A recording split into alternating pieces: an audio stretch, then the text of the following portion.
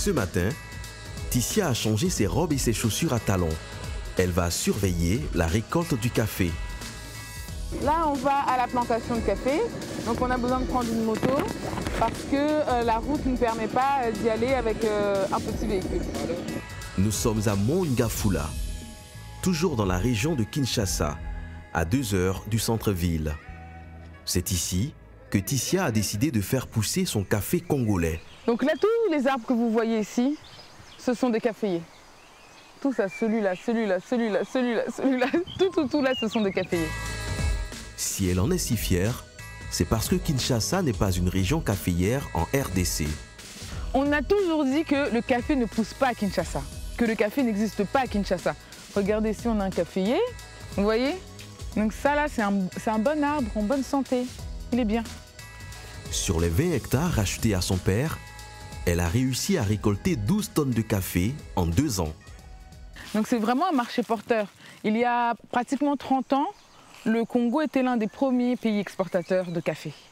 Aujourd'hui, on est loin derrière. Donc on va changer pas mal de choses, c'est-à-dire que non seulement dans le coffee game, mais aussi dans le cacao game.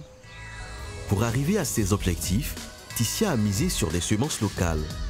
Donc on a pris nos semences de Béni, donc toujours congolais, et puis on a fait notre germois. Où est le chef Cobra? Vous avez déjà arrosé quand pour la dernière fois?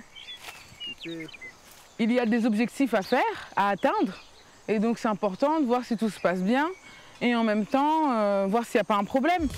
Et quand il y a un problème, la patronne prend elle-même les choses en main. Là, regardez, chef Cobra. C'est comme si ça faisait ça. Il faut mettre ça droit, hein? Après des essais avec les habitants du village pendant quelques années, Ticia décide de faire de la plantation familiale un véritable business. Une plantation, ça se réfléchit. Ça ne se fait pas comme ça au hasard. Et même si on commence par passion, on peut commencer un peu comme ça, mais il faut très vite planifier les choses parce que sinon on peut être dépassé par les événements. Aujourd'hui, Ticia est une experte en café. Chef Cobra, fais attention, hein, tu me mets des cerises vertes là. Hein, chef? Lorsqu'elle se lance dans ce projet, elle n'y connaît rien à la transformation du café. Alors, elle se forme toute seule. Cette table de séchage, on l'a appris à la faire sur Internet. On a vu qu'il y avait des tables pareilles au Vietnam. Et du coup, on a pris la photo. Et avec le chef du village, on s'est dit, OK, il nous faut la même table. On a fait la même table. Aujourd'hui, elle arrive à écouler son café dans 22 supermarchés à travers le pays. Elle a déjoué les pronostics avec son café quinoa.